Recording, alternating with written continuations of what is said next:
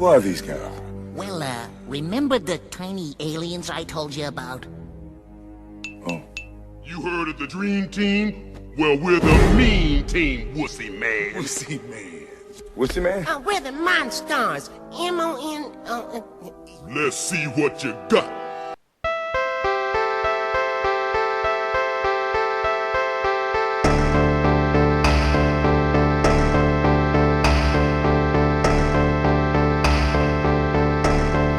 Hello, everybody. Welcome to Frankenstein's podcast, where it's all about the monster. We are a creature feature podcast about monsters and why we love them. I'm Joe Praska, one of your hosts. And I'm your other host, Khalid Hussein. What's going on, Khalid Hussein? Not a mucho. I just hanging out, had a nice relaxing weekend, and I'm ready to get into it. I'm ready to mix it up and start talking monsters with you. Love talking monsters. I love it so much. Yeah, what's new with you? Not a whole lot. You know, like, well, actually, one big thing is I just shaved my beard off. That was kind of a big deal. Oh, yeah. How did the kids react to it?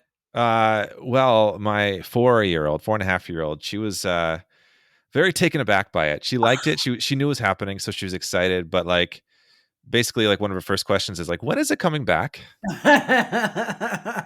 Yeah, and then I had like all this like I like professionally like a straight razor, which was a really kind of a cool experience, like professional shave. But I just kept thinking of Sweeney Todd, which I think that was a bad call on my part. So I was a little like, I always think of like old timey gangsters when they yeah, get that. that's better. I think that's better because they don't like eat you, you know. But right, but you also run the risk of getting like shot at the barber. Fair. Also I think that's what I'm thinking of. Is Yeah. like movies where the mobster's getting like a straight razor shave and then all of a sudden just like gunfire. When a straight razor shave happens in a movie, like, I don't know, 75% of the time somebody's about to die.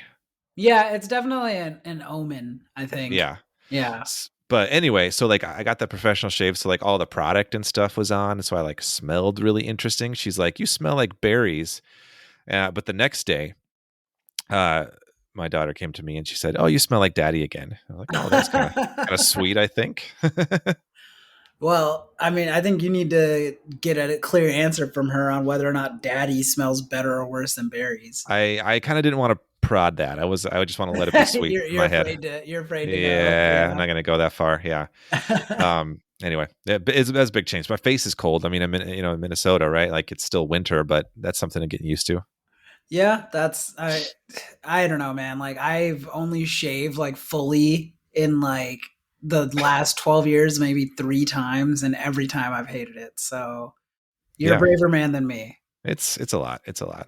I feel like, so it's been a little while since our last episode. I feel like, like January and February are kind of slower months for podcasting, at least for us. I think we're busy and it's harder to do it, but I do feel like we're getting in a track. I mentioned to you off air, Khalid, that I have a couple cool guests lined up. So I think we're going to be back to our consistent release schedule moving forward in the spring and the summer here. So I'm pretty excited about that, but want to apologize to our listeners that we've been a little bit off if you've been looking for updated FP episodes. Our loyal Friendensteins.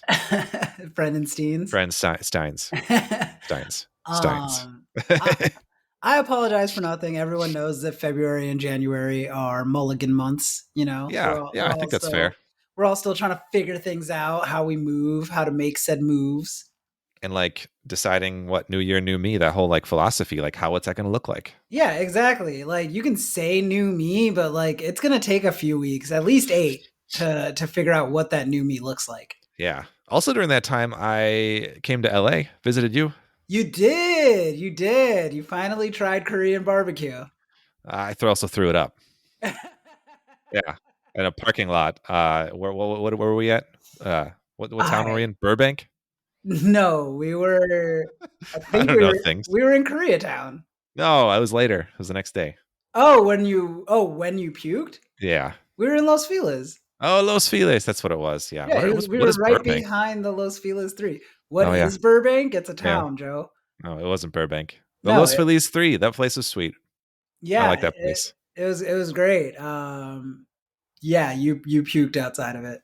I did, and it wasn't even like a cool puke, like a partied hard puke. It was just like a like gastrointestinal. Is that a cool puke? I mean, I don't know. It's cooler to be like, oh, I did something cool beforehand, but no, I just have a weak stomach I don't for know. I food. don't know if it's much cooler that you get like drunk to the point of throwing up at a like matinee movie. Yeah, it was noon. It Yeah. Anyway, but it's fun. It's fun to see it. Fun to be out there. Fun to feel some warmth a little bit.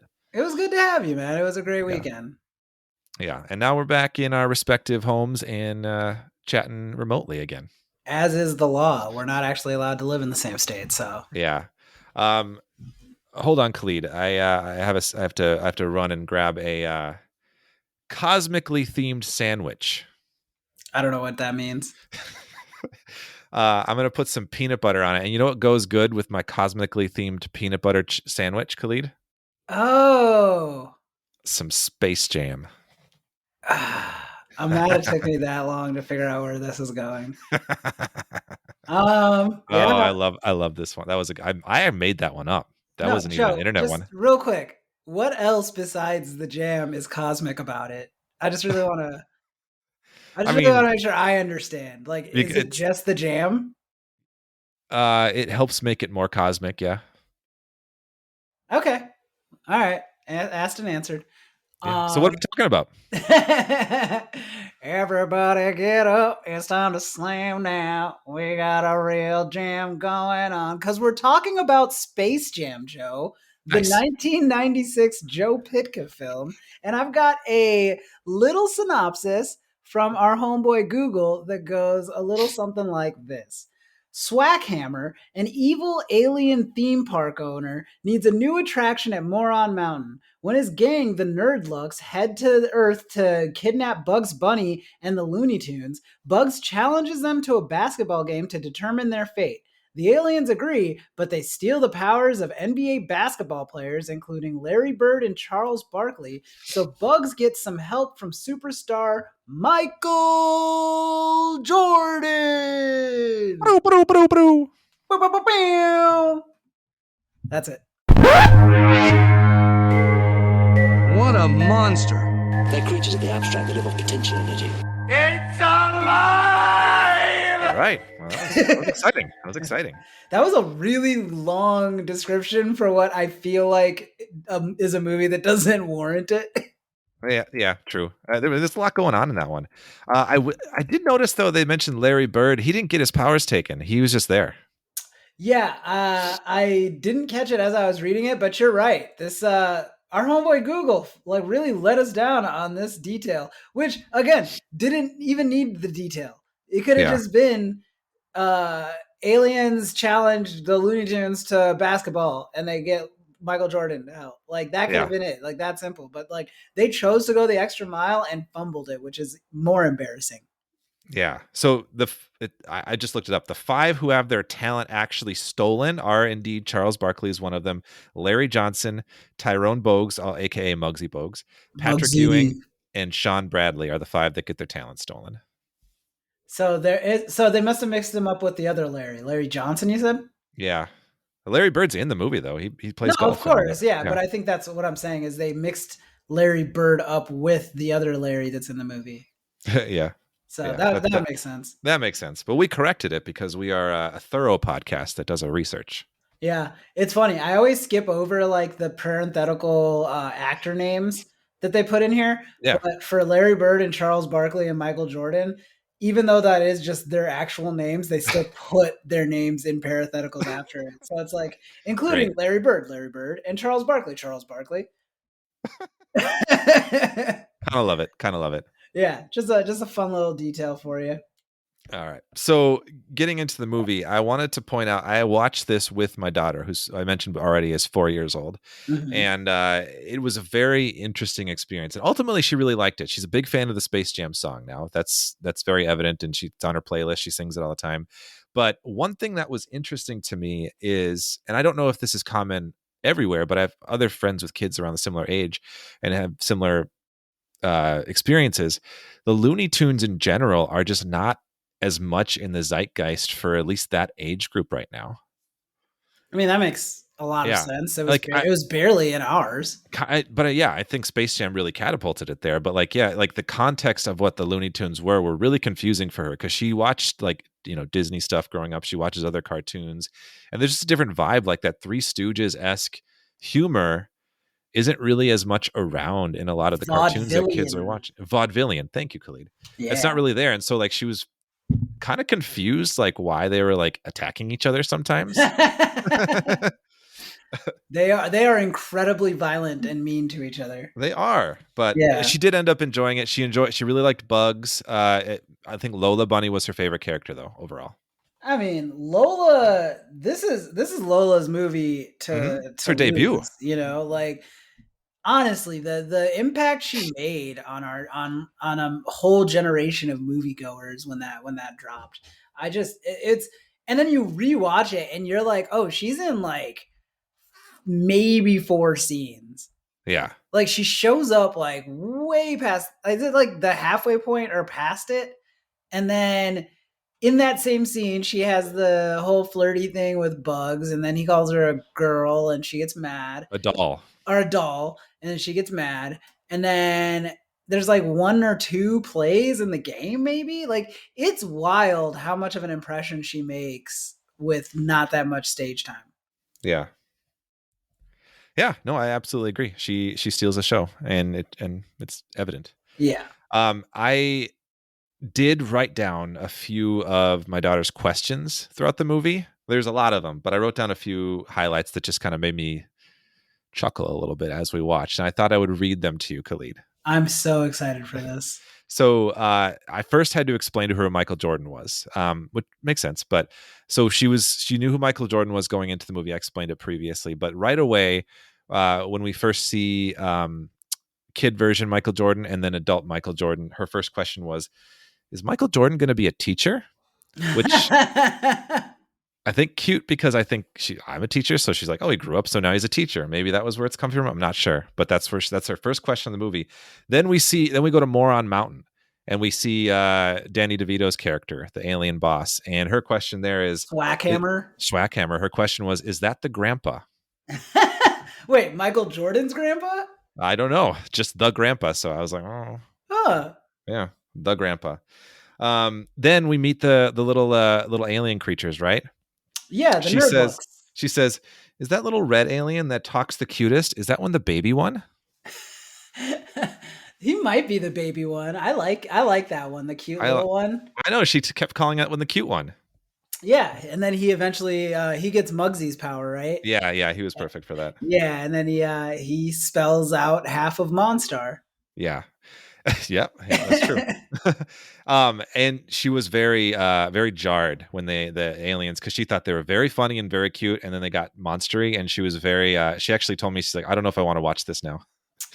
Wow. But she quickly recovered and was into it. But like at first she was like, very scary part. Yeah, I was like surprised how scary that part got. No, I've always I forgot. Like that part's always stuck with me with like how dark it gets and like the transformation of it all, which is so cool. It's really cool. And like she was like a little like intense about it in the moment, but I think she ultimately liked it because she enjoyed the basketball game overall and like the rest of the movie, of course. But yeah, that moment she was like, what? She also and I feel like she might have been trolling me at this point because I told her it was not the case, but every time Elmer Fudd came on screen, she said, "There's the baby." So Elmer Fudd's a baby to her. And my favorite quote, I think, and I bet you'll know which scene this is from, Khalid. She said, "I want an umbrella hat." Oh my God, yes. My niece. Oh, yes. I love that so much.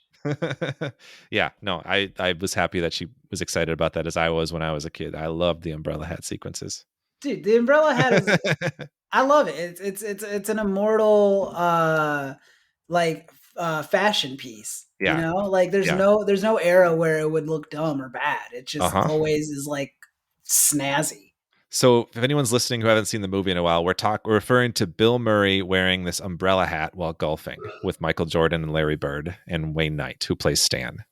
Which, hell of a foursome. I know Wayne Knight isn't actually playing, but like that's still like a day on the links with those 4. Oh, right? Yeah. If that green could talk, you know what I mean? I know. I actually feel like So I really enjoyed. I'm just to say I enjoyed this movie. When I was a kid, this was one that I would like put the VHS on. I would be like hopping around watching it. It would end. I would rewind it. I would go get a snack and I would watch it again. Like I watched this movie over and over again as a kid. My parents were so sick of it, but I loved it.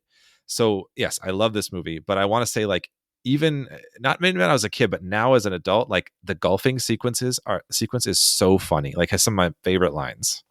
All the real world stuff gets better and better It's so much more interesting. as you get older, because like it's like that was like the stuff for the adults. I feel like And it works really well. Like, and I'm amused the whole like. Okay, so I just got to say, when Michael Jordan gets pulled down to the in the hole, right? Mhm. And they all just kind of sit and stare for a moment. And Bill Murray's first line is, "What kind of camera is that? Don't point that at me." He throws it in the woods. It's so good. It's amazing. And then what was it like when they finally cut back to them after being in Toon World for a little bit? And Yeah. what is it? He's like, oh yeah, Michael would have wanted us to have a mulligan on this hole. Like Yeah, they're we leaving. can't. Yeah, He he's like, would've what is it? wanted We us. can't. Yeah, it's like we can't be expected to play the rest of this hole. Yeah. He said, "I'm going to give us both twos for that one. We couldn't be expected to putt." Exactly. And then they just continue on with their golf game. Like So Michael good. Jordan literally got kidnapped in front of them. So that's an amazing joke. I love it. I love it. Oh man. Yeah, I gotta echo a lot of your sentiments here, man. Like this, I wore this tape out as a kid. It was my religion for a good 2 years. I just remember my like just feverish fandom of it, and it wasn't just me. It was like you'd go to school, and you remember Pogs, right? Uh-huh. Yeah, like the Space Jam Pogs. Like that was for me the cream of the crop. Like I know there were other kinds and like ones that people were more into, but like if I could get all the Monstars as Pogs and like a few of the Looney Tunes, like I was set. Yeah. And that really is, it's just a testament to like this movie that, let's be honest, it shouldn't work. I'm not the first person to say it. Like this is a really long commercial for like Air Jordans and Looney Tunes. Nike. Yeah, like it's a Nike / Warner Brothers commercial, and they barely try to hide it. You know, like the plot itself makes little sense. Michael Jordan is giving like if he gives 110% on the court, he gives negative that at acting. Yeah. And I don't think I'm even hurting his feelings when I say that. Like from everything I understand about this movie, like he really just like was like, okay, I got to do like one movie because people won't shut up about it, but I want to do something that's like so low effort that I can just practice basketball for most of the time, which he did. He famously like negotiated that they build a basketball court, like a functioning basketball Yep. court on the Warner Brothers lot so that in between scenes he could go practice. And it's like, yeah, this has been such a low effort job for him. Like I legit like counted how many times he talks in that scene when he first gets sent to Toon World, you know? And basically like the whole point of that scene is like a lot of heavy lifting. Like they have to explain what's happening to them. He has to reject it at first because he doesn't play basketball anymore. And then the Monstars show up and like they pick on him and Tweety Bird and shit. And eventually like that's what convinces him to like play, right? Yeah. In any other movie, like that much stuff happening and the protagonist having to like make choices and do all these things, like that's like a lot of dialogue. It's less than 20 words he says, dude. Like it's literally just like Bugs or somebody will just like have like a 5-minute like comedy bit or something where they're also dumping exposition, and then they'll cut to him and he'll just be like, I don't play basketball anymore. And there's a good chunk there where he's not even like he's just turned into a CGI ball for a while. Like, remember that? Yeah, and it's like he's just not even there. And I don't even think it's fair to say that he was a bad actor so much as like he basically forecasted what a lot of like major motion pictures are now, which is like, how the hell can you act against nothing? Even though like that's what like you're going to later on like impose all these things like via computers. and that does nothing for me in the moment. And when you factor into that it's a person that never acts, like it's a miracle they got anything out of him, is all I'm saying. Yeah, and I have a lot about the production behind the scenes when we get to like monster stuff, but it's fascinating to hear. Yeah. Yeah. But yeah, I mean, outside of that, like I think the thing that like because there are all these like movies and stuff like that you see as a kid and like you just like love it so much and you will cherish it forever, but you go back and watch it and it's just like not the same. And I don't know. I think what really sets this movie apart and makes it still fun to watch from time to time as an adult is the fact that like they weren't being they weren't treating it gingerly. They weren't being like very careful about like constructing a story. It very much was a slapdash thing that like the internal logic of the universe collapses like every 2 seconds and it doesn't even matter because they're already on to the next thing.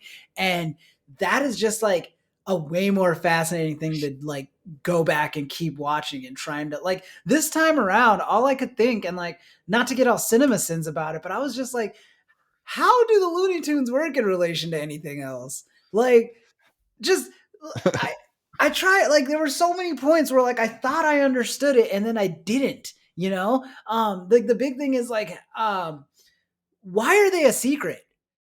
You know what I mean? And are they a secret? Like they sneak through the night to get to Michael's house to get the shoes, but then the kids find them and it doesn't seem like that big of a deal. And then later on you find out that the show is it like a national like live. it's like a National Geographic thing then, right? You know what I mean? Where like you'd like just like put a camera out there and just see what like a shark did. Like that's what they did for the Looney Tunes, essentially. We're just watching them live, like doing that, because that's what they happen when they like all call for the meeting when the aliens show up. They like the TV just stop, like away. right, and it's just like how does it work? And like they make all these like funny like insider jokes, like Bill Murray's agent like knows how to get into Toon World and stuff like that. But Bruce is a friend of mine, and but it's just like, is it a secret? And if so, why? Like they never, and I love that they never bother to explain it. Like it's not like something where like, oh, if the government finds out that Porky Pig's real, like no, it's just a funny little joke where like they let some people know who they are and other people just assume they're cartoon characters. And it's stuff like that really just gives this lasting power where it like borderline at times feels almost like an Adult Swim thing. No, I mean like any other movie that we're doing the podcast, I would try to like reach for a reasoning, but I just don't want to, because like there's no way there's a satisfying reasoning to it. It would be worse. It's too hollow and like cynical at its core to like try to pull anything from it. But it's like, I feel like just by accident, they made something just like really genuinely like entertaining to parse.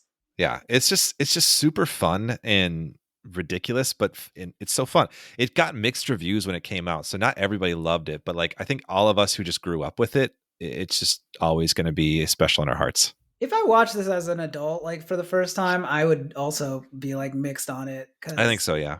No, like I really think you gotta start them young, like get them at like 5 or 6, watching Space Jam, let them like absorb the hell out of it, and then give it like 10 years and let them come back to it and like just really blow their minds. Yeah. So I thought it is. We already talked some of our favorite lines, but there's a line that I thought was interesting, and I looked into the history of it. So there's a line where Daffy Duck says something like, "Let's be the Ducks," and then Bugs says, "What kind of Mickey Mouse organization would name their team the Ducks?" Right? Making fun of Disney, and there's actually history to it. So there's a lot of connections here to Roger Rabbit, Who Framed Roger Rabbit, right? Similar like technology and style of mixing live action with animation. Mm-hmm. Apparently, so in Roger Rabbit, like Bugs Bunny and Mickey Mouse like are together in a sequence, and WB and Disney had a deal where they could like basically WB lent out the Looney Tunes characters for that movie, and the idea was Disney would do it the same down the road. And they asked in the production of Space Jam to use some of the Disney characters, and Disney was like, no. So that's why there's like that and like other jabs at Disney throughout the movie, like directly. That is pretty lame of them. Yeah. that they reneged basically. But also, again, happy accident because like I don't think that this movie needed it. You Nope. know, I agree. I think it would have been weird. the fact that it is exclusively Looney Tunes, like, because I think it would just be Roger Rabbit again. Yeah. Whereas this feels like wholly specific to the Looney Tunes and all the better for it. You Right. know? I agree. Yeah. It's like, yeah, it would have gotten too muddied. I think it would have been, and the tones would have been off, like, I don't, it wouldn't have worked. I don't think. Yeah. I will say though, I really love Swackhammer this time around. Yeah. And I think there's something so funny about the entire like the entire plot of the movie is kicked off because one child didn't like an amusement park. Yep. You know what I mean? Yeah. Like he's just got like his heavily surveilled amusement park and he's like watching it on like the Matrix style wall of TVs and he zooms in on one kid who is not having fun and he's just like, "Don't bring me here anymore, all right?" And that's Good it. impression. Yeah, thank you. And that's enough for this man to kidnap a planet's worth of cartoon characters, I guess. Yeah. Because he wants all the tunes, right? I think so. Yeah. He wants them. Yeah. He wants them all to perform. So they all, yeah. Yeah. Yeah. Which makes me wonder though, like the ref is Marvin Martian. Like he's not impartial. He's like, right. He's a Looney Tune. He would be connect with them, but also he's a really bad ref. Like they get away with a lot. They're all either really bad or really good, depending on what the scene calls for. Absolutely. You know? Like Depending on the scene. the stakes are non-existent if you really think about it. It's one alien that sure runs an amusement park and has like little aliens that have guns and stuff, but like the tunes are gods. You know, like they've all been like maimed and burned and whatever over and over again. So like what are they actually like go to war with him? What is he going to do? Like you have actual aliens on your team already. Like Yeah. so it really just feels like it's such a nothing of a plot but so fun and watching them like take it seriously, I guess. It absolutely agreed. Do you know how this movie kind of came to be? No. So the whole thing was based on two Nike Super Bowl ads from 92 and 93 that had Michael Jordan team up with Bugs Bunny. And actually with the success of those ads, WB was excited and started developing a movie in 93. You know what else happened in 1993, Khalid? The Oklahoma City bombing? Yeah, yes, but Michael Jordan retired from basketball in 1993. Oh. So the movie was put on hold because they're like, well, I guess that's not going to work anymore. Comes back to basketball in 95. Movie starts to get in production again, and they actually take that whole detour into baseball, of course, as a plot point in the movie. Huh. Yeah, fun fact. That's crazy. Also, the Oklahoma City bombing was in 95, so I was off. Oh, all right. But no, that's interesting. And honestly, again, for the better. Like, I think that the one thing that Michael Jordan did really well for his image was like allow people to make fun of the baseball stuff. Right. I think that was like a perfect amount of humility that like, one, it's a kid's movie. So like no one's asking him to like rake himself over the coals for this. But I think that like what you're maybe missing in a charismatic like performance, you more than make up for by like folding in arguably one of the most like fascinating points in like one of the most fascinating athletes' careers into the movie as a plot. Yeah. And I also like it for him because he can kind of just be like, look, I would have stayed with baseball, but like the cartoons needed me. Yeah. It's a great arc. Yeah. I could have been better, but again, the cartoons needed me. Yeah. You can't say no to the cartoons. Yeah. How could you? I also want to give a shout out to the beginning.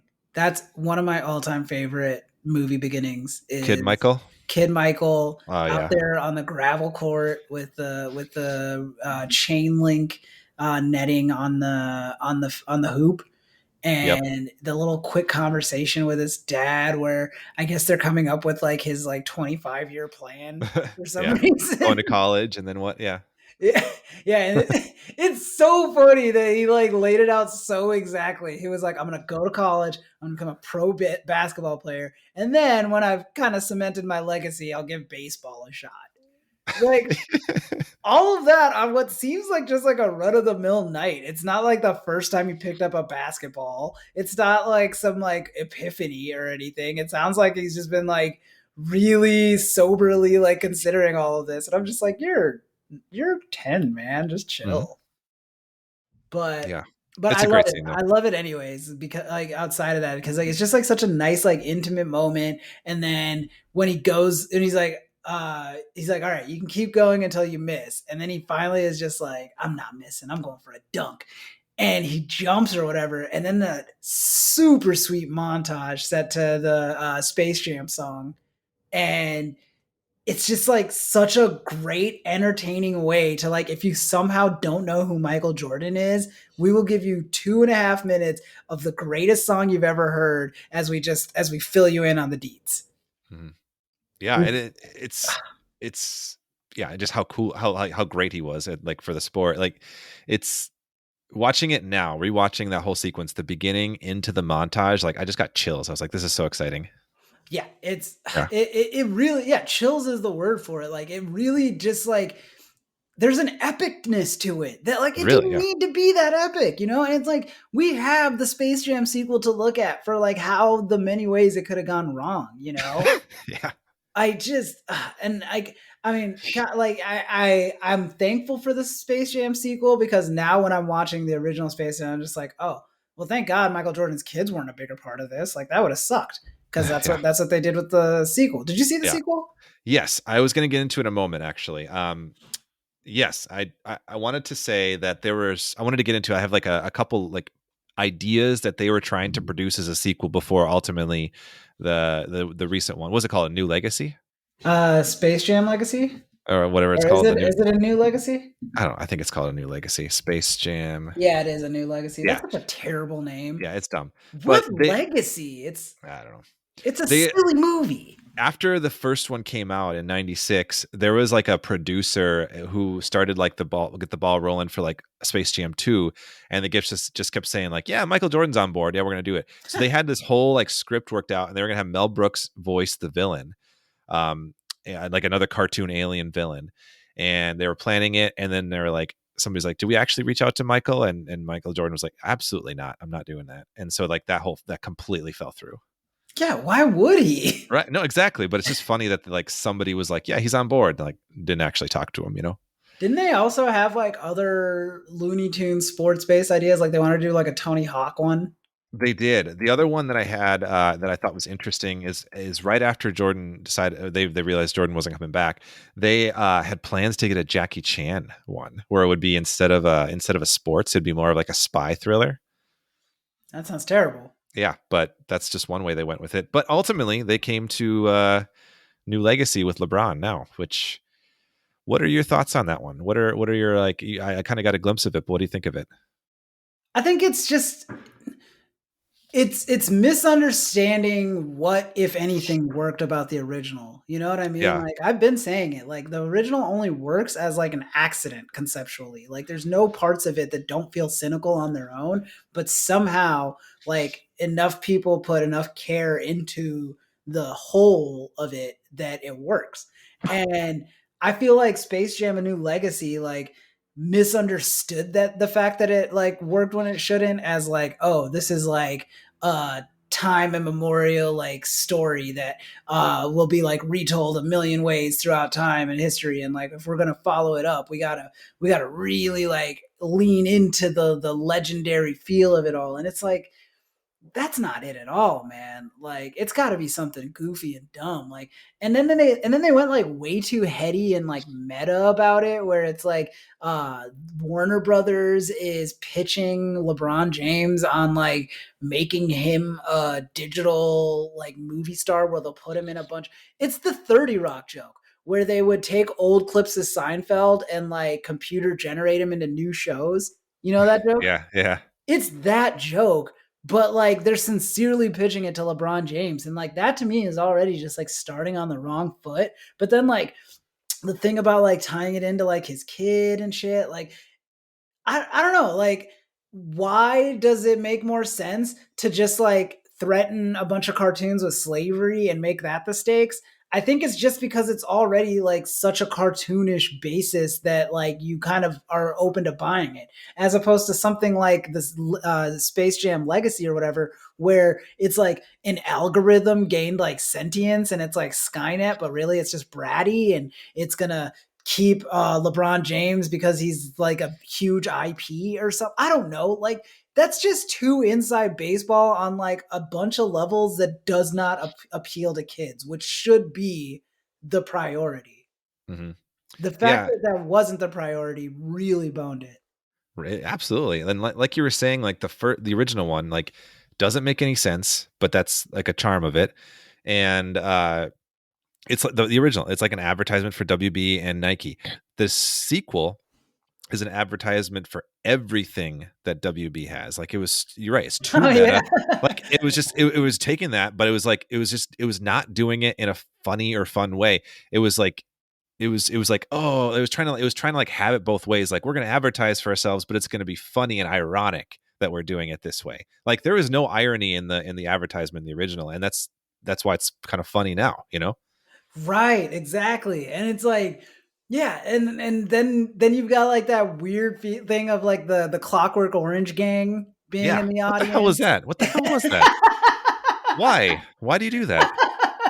But my thing is like if they can be in the audience, why can't they just be on the team? Like I would get like Michael Clark Duncan's character from the Green Mile or something to like be my like center. What do you Yeah. do? Why did you only have Looney Tunes on the team if you have access to the entire WB like bank? Right? I don't know. I don't know. Anyways, I'm saying all that like we're gonna somehow fix that terrible movie in this I know. conversation, and we're not. The point is that whatever worked for Space Jam, I think also made it so that any kind of sequel would have been impossible. Like I don't think that anything could have lived up to it because that would imply that they did a lot of this on purpose when it feels like it was very much just like cash fueled accidents. Yeah, no, I agree. They did do I don't necessarily know if you call this a sequel to Space Jam, but they did that Looney Tunes Back in Action with Brendan Fraser. Did you ever watch that? I saw like once as a kid and I barely remembered it. There are people that will like stand by that being a like a pretty good movie. So I think I don't remember much of it, but maybe it'd be worth another shot. Any listeners who are Back in Action fans, will you add us with your thoughts? hit us with the Looney Tunes Back in Action takes. Yeah, at Franken Podcast, not Mel Franken Podcast. Yeah. Anyway, that's just an aside there, but should we we've talked a lot about the Looney Tunes and the goofiness of this movie. Should we talk about the monsters? Can we please talk about we will talk about the monsters as soon as I tell you my actual favorite part as an adult watching this. It's Okay. the existential drama of the basketball players getting their powers taken. Oh, yes, I'm glad you mentioned Almost it. missed that. Thank you. Yeah. The monster bit, I mean, it ties in with the monsters. It's a good segue to it. So yes, go into it. But like I love that so much. Like it's just like every once in a while you just cut to like these adults that are just like reckoning with like something that can take specifically what makes you a good basketball player and having to make sense of that. And like they treat it so earnestly and it's so endearing, you know, like when Charles Barkley is just like moping around a basketball court and then that team of like girls like asks him to play and they're immediately disgusted by his lack of skills. And it's so great. And then like the therapy sessions and the psychic and Yes. the way they're all in like hospital gowns, like walking around getting like tested. It's such a fun part that again the sequel just did not have anything like that in it, and Nope. it suffered a lot for it. Yeah, I remember as a kid, like I thought those parts were kind of boring, but now I loved that. Oh my god, Basketball Jones! I love that song now. Yes, that was great. It's such a funny, goofy song, and it just mopey Charles Barkley as Basketball Jones. I got a Basketball Jones. That's gonna like I will never forget that. I will forget like loved ones' names before I forget the Basketball Jones song. It's seared into our memories. Truly. As it should be. As it should be. As it should be. But yeah, I just wanted to give a special shout out to all those basketball players and even just that subplot, like being treated the way it was, like, like especially post pandemic, this idea of like a lockout because they don't know what's going on, and the very now real thing of like basketball players trying to weigh in on like medical discourse, and God, yeah, that's like they don't necessarily sound the brightest on the subject, so it felt very close to home. It really did. And yeah, then when they refused to go in the locker room because like we don't know what's in there and all that, and then they like shut down the whole NBA. Well, they agreed not to. For some reason, they think that whatever stole the other powers happened in the locker room only. Yeah. So they compromise with the coach and just change in the hallways. That's at first, but then the commissioner shuts down the league later on. Which honestly, again, like that's a very like thought out thing there, where it's like, actually, yeah, that makes sense. And it's super smart how they tie that into the stakes for Michael, where he is like, oh, you're the reason my friends don't have power, like basketball skills anymore. Okay, if you give me their powers back, I will, or if you bet me for their powers, I will bet like literally the rights to my life to you. Uh-huh. And like, I will go into slavery for you, but only if I lose. If I win, you give my friends their powers back. And it's like such a nice, neat dovetailing of the storylines. Agreed. I also like how you like interchange between basketball skills and basketball powers. Well, some of them have skills, some of them have powers. And if you don't know the difference, you're just not a real basketballer. 100%. Yeah. All right. Okay, now we can monster. All right. So the monsters in question, Khalid, in this film, we first got to point out Mr. Swackhammer, main antagonist, Danny DeVito's character. He's the evil alien owner of the intergalactic amusement park by the name of Moron Mountain. Is it on the moon? Like our moon? No, I think it's supposed to be like another place. But it's not clear with that opening montage there, how they get there. But it's not. I don't think it's our moon. Anyway, we know from what we talked about, he seeks to enslave the Looney Tunes in order to attract more customers. He was actually originally meant to be a live action villain, but they switched to a cartoon in production to save time. That's weird. How does... Yeah. Oh, I guess like shooting him around cartoons is harder than just drawing another cartoon. Yeah. That makes sense. But anyway, then we have the little aliens, the Nerdlucks, who ultimately become the Monstars. The Nerdlucks are kind of small, I guess you could say like insectoid-like aliens with different colored skins. They're like 3 fingers, lizardy noses, and they have different bow ties. I think they're kind of cute. They're kind of adorable. They have no legs either. It's just feet. Just feet. Torsos. Yeah. But the red one's the cutest. I agree with the red one. Is so cute. Yeah. But when they ultimately steal the skills of the powers of the 5 basketball players we mentioned in the beginning, they turn into the Monstars. They become these giant monsters, kind of like reflecting the different players whose talent they stole, and kind of resembling them in the process. So they when they grow, they become like monstery. They get like these black jerseys with 0 on it and deep voices, but they look kind of badass though. My favorite of the big ones is the dumb blue one. I love the blue one too, because he's like genuinely nice. Yeah, he's too dumb to be evil, but like he's still scary. Yeah, like he's just like with Tweety, he's like, "Hey, little bird!" Like it was just to be nice. Yeah, exactly. Yeah, I love him so much. It goes him and then the little one, and the little red one. Yeah, the middle ones are just mean. Yeah, they're kind of forgettable, but the orange one kind of reminds me of like Cartman from South Park. I kind of see that. Yeah, like when he's in small form. The jiggly butt, right? Yeah, when he gets pants. Yeah, like the little version of him too. Kind of like he's like the larger one and kind of the meaner one. Oh yeah. Yeah, I get those vibes. The game itself was like what, like 10, 15 minutes of the movie, if that. It's short. I thought it was so much more. Yeah. It bears repeating. It's been said before, but it's called Space Jam. Whole game takes place on Earth, literally under the Earth, as far from space as you could get. Good point. Great point. Yeah. Something to be said about that. So the movie, like we talked about, it's animated and it's both animation, 2D, 3D animation, and live action. So like the animated segments were produced through Warner Brothers.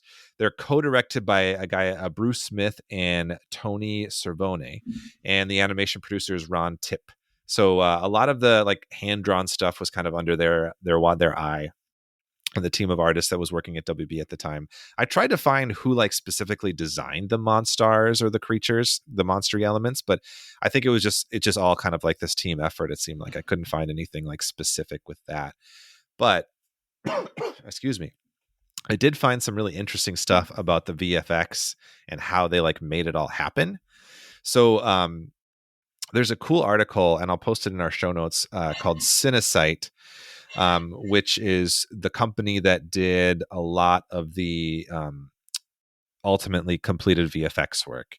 So visual effects supervisor Ed Jones, who also earned an Academy Award for Roger Rabbit, worked on this movie, and the crew of Cinesight, they completed the shots for Space Jam. Michael Jordan performed entire sequences within the confines of a green screen studio, which they later composited him against the animated and computer generated backgrounds and foregrounds.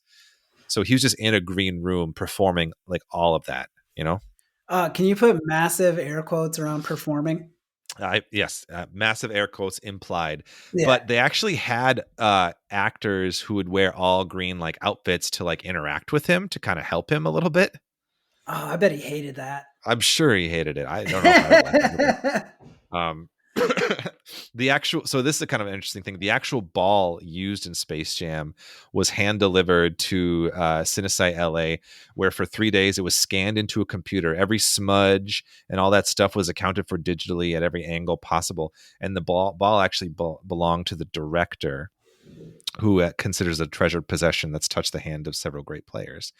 But that ball they use, so they kind of use the editing process like in this whole thing to kind of like allow it to like morph from like the physical ball that Michael Jordan was handling to like the animated ones that the cartoon players were using. And also even in some sense, Michael Jordan was using an animated one when it was more like crazy effects too. So it's kind of interesting to think like the detail that they had to put into the animation, like digitally scanning the ball to make it look like what it's supposed to look like. That's fascinating. I thought so too. And the ball does look really good, like to the point where until just now when you mentioned it, I had never thought about what it meant for them to pass the ball between cartoon characters and real people. Yeah, it's a really cool like concept when you think about it. They had to probably really problem solve how that would work. Wow. Yeah, I thought that was fascinating. They also had another company on set called Vision Crew United, which I don't think is around anymore, but there's a kind of a cool article I found for them. And they were brought on board to create like just miniatures for the movie, because they in some of the times where they would transition between CGI and animation and live action, like the spaceship, like that kind of like cool like retro blue and yellow spaceship that the aliens have. Mm-hmm. That was actually a miniature for some of it. Oh. Yeah, so there's like a physical prop that they would use for certain, because they'd like kind of have to make it transition from cartoon to live action. So that was kind of cool. Nice. The other graphics that I was really impressed with was like the animation they did on the humans whenever they would have to do animated stuff. Like, yeah, obviously the turning Michael Jordan into a basketball one doesn't look as great anymore, but Wayne Knight, when he's blown up like a balloon, that and then flattened. That still looks really, really good. Well, like the transition there, like you know it's a CGI bit when he's getting blown up. Like it looks CGI, but like how kind of seamlessly he like falls, and it's the real Wayne Knight that falls at the end there. Like that's really well done. It's crazy how much these effects like hold up better than stuff that we see now, or at least like we have like less patience for now. That could be true. Yeah, it could be both, a combination of those two things. But yeah, I don't know. I mean, does it look better, or do we just give it a pass in our minds? I don't know. Could be nostalgia. Could be a combination of all those things. I don't know. Something to think about. Yeah. Speaking of thinking about things, Khalid. Speaking of, once in a while, bears are known to think about things. that they are. I assume. And this is a segue to the 4 bears test.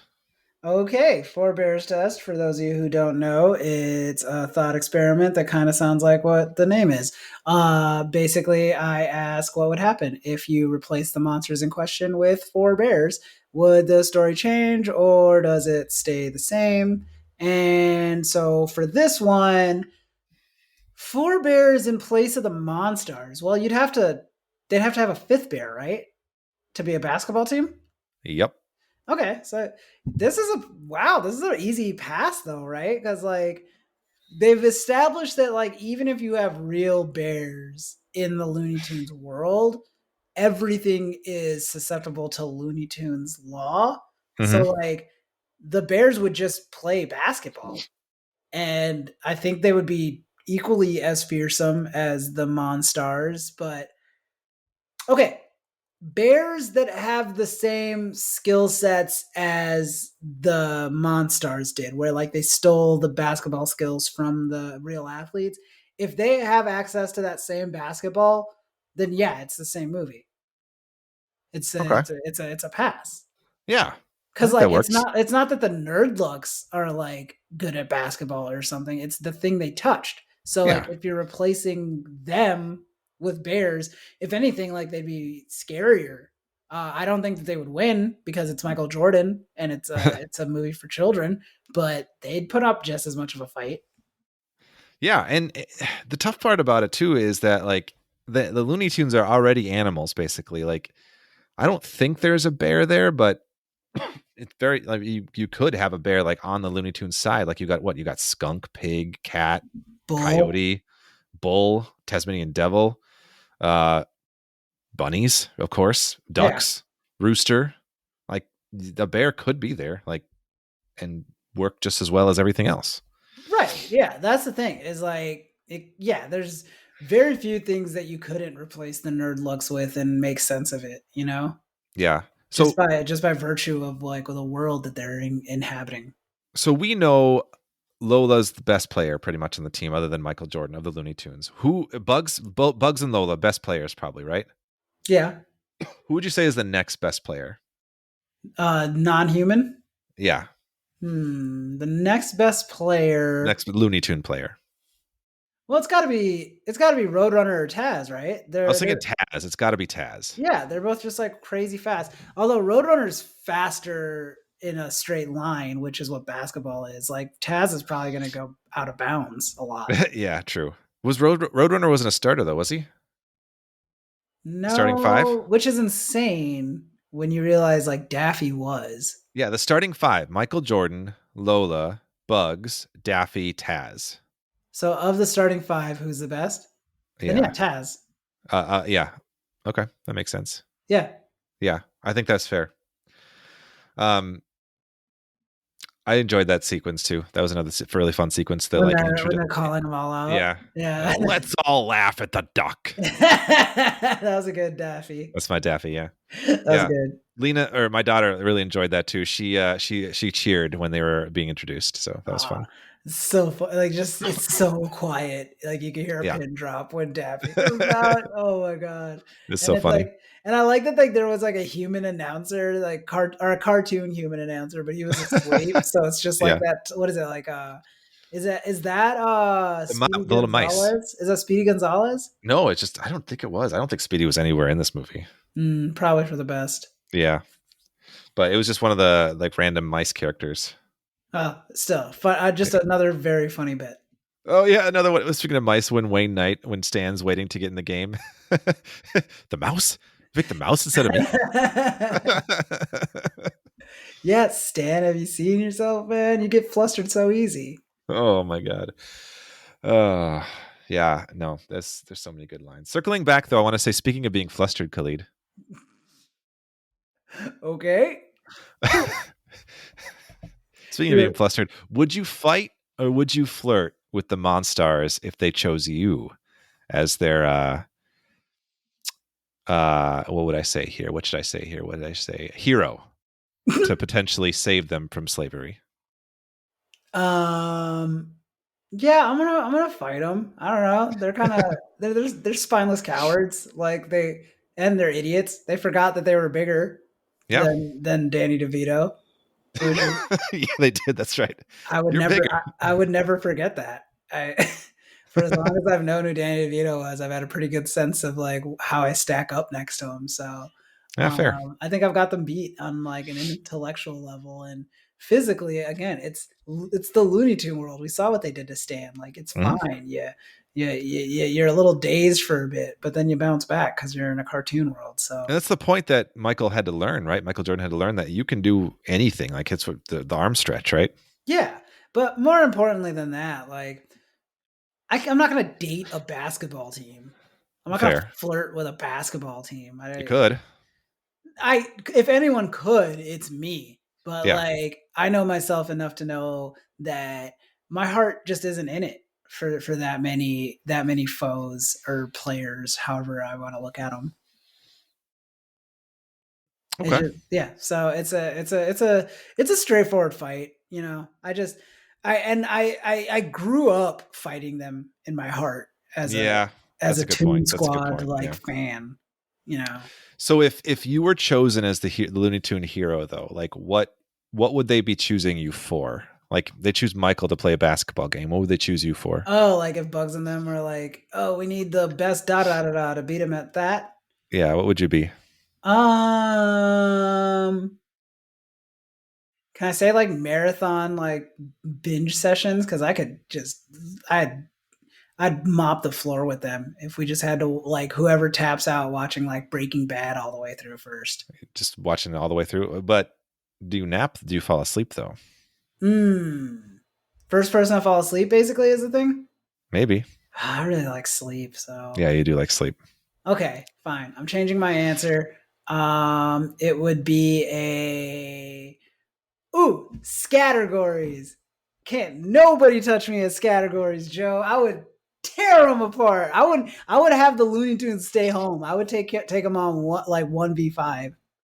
Nice. All right. Yeah. Rolling the dice, thinking of a bunch of words that start with that letter. That is my bread and butter, dude.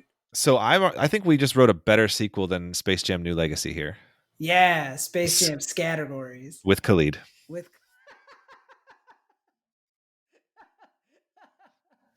That's the marquee that just like sells out every theater. Space Jam Scattergories with Khalid. Oh, I'm into it. What about you? Yes. What's your hero moment that they call you for? What am I good at though? I don't know. Are you asking me? Kind of. I'm asking you like just the general like world and the universe right now. Like, I don't know. What do I do? I host a monster podcast. I guess like I could talk about, but they are monsters, so that's hard for me. I can't challenge them in my monster knowledges. They're monsters. Being a monster doesn't mean you're knowledgeable about monsters. Fair. They only became monsters by stealing powers, so maybe I could beat them in a monster trivia sesh. Ooh, trivia. That'd be good. Like a bar trivia. You probably, because they're not going to know a lot of Earth trivia. Honestly, yes, I could do bar trivia. I'm not always winning bar trivia. I could probably win Star Trek trivia. I think if me and you put together a team for trivia against the Monstars, we would kill them. So categories or bar trivia would be what we could maybe succeed in. Yeah. So I don't know. I feel like this really quickly turned into like we're not very good at many practical things. Oh, but like we were good at things, but like the best of the best. That's a lot. It's a lot. It's a high bar. Yeah, that's true. Yeah. And I've long since hung up my speed skating uniform, so I can't challenge him to that. That's true. Those days for you are over. I can't go back, Joe. All right. I'm not asking you to. I go good because I can't.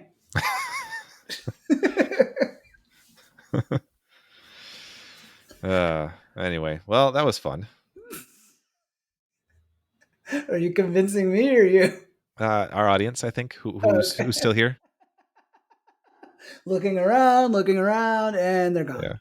Yeah. Well, hopefully a few of them stayed. Yeah. Yeah. Next segment. Are you going to do a cool transition to the next segment? Yeah. Should we head into the final segment of the show? Let's do it. It's our what the fandom segment. Ow, ow. What the Fandom, for those of you who are new to the podcast and some for some reason decided to click on the Space Jam episode, is a segment in which we go around and just share 1 to 2 to possibly 3 things that we're really into. It's kind of a what you're watching, listening to, reading, what have you segment. We're just sharing some stuff that we're into at the moment. So, Khalid, what the Fandom with you? Thanks for asking, Joe. My What the Fandom this week is going to be the new movie that just dropped, directed by Elizabeth Banks, Cocaine Bear.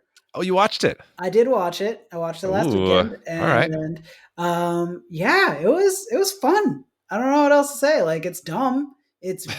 But I feel like it's very in keeping with like the Space Jam of it all, where it's just like, if you meet the movie at its level of like, okay, it's not going to make you like have a newfound love for cinema. You're not going to walk away just like raving about one thing or the other in the movie. But like, Yeah. once you kind of accept like the corny, like goofy premise of it all, it's a really enjoyable time, especially in the theater. I saw it with Frankenstein, Eric, and Eric. and our buddy Shay, and yeah, we really just had a lot of like laugh out loud moments. It was awesome. Oh, that sounds like fun. Yeah, so if you just want to watch a dumb, goofy movie about a bear on cocaine, like you could do a lot worse than Cocaine Bear. All right, so that's a good recommendation. Thank you. And Joe, what the Fandom with you? Oh, thank you, Khalid. Only one for you this week, huh? Yeah, just shut up, Joe. Shut up. All right, here's mine. I haven't been really doing anything like new cutting edge like you, Khalid, lately. Cutting edge. Yeah, cutting edge. You're watching the new stuff. Honestly, so like one of those shows that's on, there's a show that's been on my list for a while to watch that I haven't gotten around to watching. I recently went to Hulu, found out it's only going to be on Hulu for about 9 more days as of this recording. So I was like, I got to get on it. That show is People of Earth, Khalid. Have you seen it? Oh yeah, I just did a rewatch a few months ago. Oh yeah, People of Earth, starring Wyatt Cenac, Anna Gasteyer. Good, lot of recognizable comedians. It's this 2-season long kind of like sitcom about a journalist who has an alien abduction experience and like joins like the support group for aliens, alien abductees, and is kind of like first like unsure of it, kind of still like on the edge of like whether or not he believes it or not. But there a lot of weird stuff happens, and it's very funny, very twisty, and I think very clever. We're only like halfway through season 1 right now, but I'm really enjoying it. It's got this fun like vibe, to me, as somebody who really loved like the 90s science fiction space opera shows and stuff, where there's like all the people wearing like just rubber mask prosthetics, right, all over the place. Like I love that vibe, and this show isn't necessarily a space opera by any means, but it's got that vibe because we see like the weird aliens, the reptilians, the grays, and all that have fun like prosthetics that would fit right in some of those 90s shows. So it scratches a really fun itch for me, and it's kind of like a comedy. It feels like the type of comedy shows that I tend to like, and it's like right up my alley. So I would recommend giving a shot. I don't know if you can binge those 2 seasons in like when this drops, probably 8 more days left. It's on Hulu, but hopefully it will be on someplace else. I think it was TBS it aired on, right? Yeah, so it might be going to HBO. That was my thought. Maybe it's going to pop onto HBO. So hopefully it's somewhere. But I'm hoping to get through as much as we can before it ends. But I would highly recommend it. I'm really enjoying it so far. If you're a sci-fi fan, comedy fan, it's kind of a high concept comedy. So, but give it a look. I have a second fandom this week too, Khalid. Ooh, Yeah, look at Joe. I'm going too. So I'm just wrapping up a fantasy book that I'm finishing. It's the first in a series of fantasy novels from author David Farland, who passed away just this last year, 2022. But the book's called The Rune Lords, and it's part of the Rune Lords series. And I don't love it, but the concept is really fascinating to me. The idea is it's this fantasy world in which there's these ancient runes that you can put onto yourself and somebody else, and if you do that, you basically take something from that person. The magic allows you to take like something like wit or strength or stamina, and so these rune lords, or what they're called, have like taken various characteristics and traits from all sorts of people in their kingdom and like are super powerful because of it. So they're basically like super fast, super strong, super like smart, and then but like there's other elements to it that like playing to the, like they kind of look at the physics of it. The interesting bits is when it starts to actually like kind of interrogate like what that means for like a class system, like there's a part where like a war is about to break out, and so like people are lining up rather than to join the army, they're lining up to just give their strength and their stamina to the knights and to the king so that they can better defend. It's just a really interesting like commentary on like how like people like kind of their body is dedicated to like a war, and it shows that from a different standpoint. So I thought that was a really interesting concept to play around with. That being said, it's kind of like caked within like just a relatively generic fantasy plot about like a dark lord trying to get power, but I just think the concept was so interesting is kind of what engaged me within it. So it's called The Rune Lords by David Farland, and there's a whole series of them, so if that sounds interesting to you, check it out. It's at least worth a read of the first one, I'd say. Nice. Those are some great What the Phantom Rex. I'm sorry, did I cut you off? Do you have 6 more, Joe? I'm good, Khalid. Thank you. All right. So yeah, you have a bunch of recommendations, mostly from Joe, plus bunch. one from me because I'm a much more reserved host. You're the chill one. Yeah. So Rune Lords, People of Earth, and Cocaine Bear. Those are our What the Phantoms this week. Kind of all over the place. Yeah. I mean, I think that's par for the course with us. Yeah, that's the fun of it. But yeah, thank you all so much for listening to another episode of Frankenstein's podcast. Until next time, creep it easy.